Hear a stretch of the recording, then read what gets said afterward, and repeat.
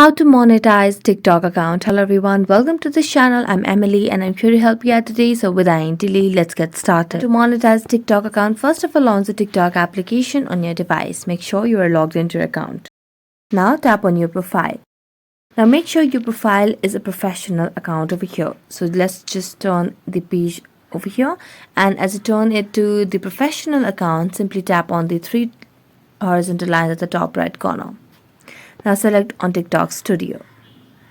As you do that, here you can see the options of monetization, the whole category over here. Now tap on View All. As you do that, you can see there are different programs that you can have in order to monetize. Now let's go to each options over here, and like for example, if you want to go back and then tap on Video Gifts, so you can just toggle on this option. Now when you toggle on this option, then it gives you this option that you need to have certain eligibility criteria and you need to fulfill them. So you need to have at least 10,000 followers, and videos must pass safety moderation to be eligible for gifts, and so on. So you must meet this eligibility criteria to turn on the gifts. So as of now, you can just get the option of get notified when I'm eligible. So you can just tap on it and then tap on all programs.